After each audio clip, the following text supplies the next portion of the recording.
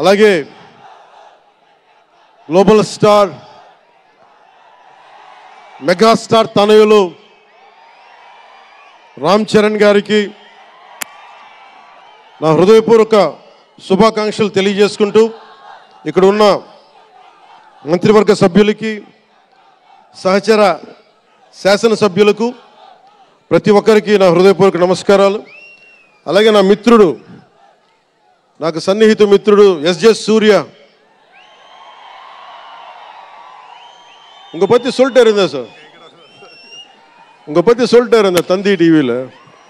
நீ எனக்கு எவ்வளோ பிடிக்குன்னு சொல்லிட்டே இருந்தேன். ఈయన ఏ మేరా జహా అని పాట పెడతానంటే మీరు అమ్మాయిలతో డ్యాన్స్ చేయాలి సార్ అంటాడు. నేను అంటాను దేశభక్తి చెప్పాలి. మా ఇద్దరు గొడవైంది.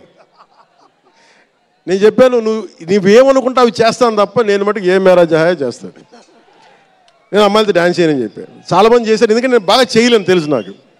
దానికి ఏదో కూర్చుని పాపం నా మాట, మా ఇద్దరికి అలా మంచి ఫ్రెండ్స్, స్నేహం మా ఇద్దరి మధ్య, గంటలు గంటలు మాట్లాడుకుంటాం. ఈ మధ్య కుదరట్లేదు. సో గ్రేట్ యాక్టర్, మంచి దర్శకుడు కాదు, ఎక్స్ట్రాడినరీ డైరెక్టర్. నా కోపం ఏంటంటే డైరెక్షన్ వదిలేశాడు. ఎప్పుడు పైన విటిటా నీ direction, you are such a fantastic and fabulous director. And okay, that's fine.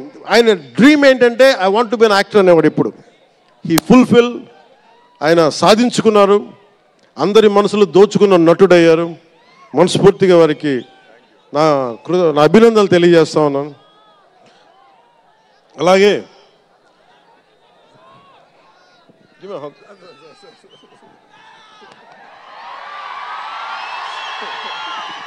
So మీ అందరికీ మరోమారు ధన్యవాదాలు తెలియజేసుకుంటూ, all my best wishes to game changer,